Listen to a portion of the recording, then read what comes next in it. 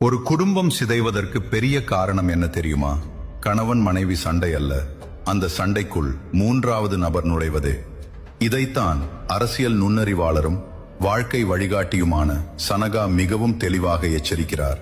ரகசியம் வெளியே சென்றால் உறவு உள்ளே உடையும். குடும்ப ரகசியம் என்றால் என்ன?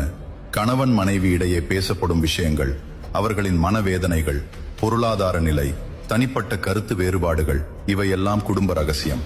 இது வெளியே போனால் அது ஆலோசனையாக திரும்பி வராது, ஆட்சியாக திரும்பி வரும். ஏன் பிறர் தலையீடு ஆபத்து? ஒரு சண்டை 10 நிமிடத்தில் முடிந்து போயிருக்கும். ஆனால் அதை அம்மா, அப்பா, மாமியார், மாமனார், நண்பர்கள் அறிந்தால் அது ஒப்பீடு ஆகும், குற்றம் சாட்டலாகும், ஈகோ ஆகும், நிரந்தர காயமாகும். சாணக்கியர் சொல்லும் முறை, இருவர் தீர்க்கும் பிரச்சனை மூவர் தீர்க்க முடியாத பிரச்சனையாக மாறும்.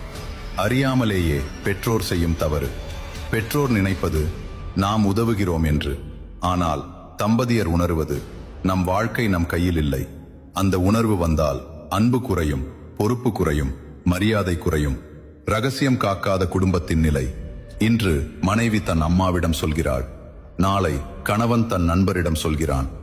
மூன்றாம் நபர்கள் கருத்து சொல்லத் தொடங்கினால் அவர்கள் யாரும் அந்த வீட்டின் உணர்ச்சியை உணரமாட்டார்கள். அவர்கள் தீர்ப்பு சொல்வார்கள். ஆனால் தம்பதியர் தான் அதை கையாள வேண்டும். சாணக்கியர் எச்சரிக்கை, சாணக்கிய நெறி. குடும்பம் என்பது கோட்டை, ரகசியம் அதன் சுவர். சுவர் உடைந்தால் கோட்டை பாதுகாப்பாக இருக்காது. என்ன செய்ய வேண்டும்?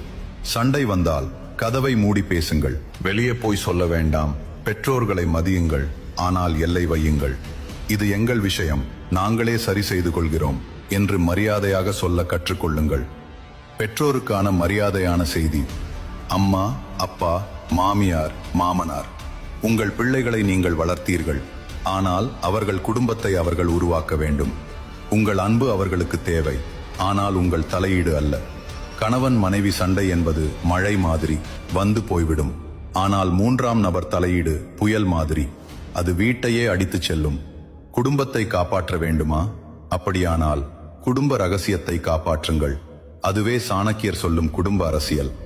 இருவர் பேசி தீர்க்க வேண்டியதை உலகமே பேசும் நிலைக்கு கொண்டு போகாதீர்கள். இது ஒரு அறிவுரை அல்ல, ஒரு குடும்பத்தை காப்பாற்றும் எச்சரிக்கை.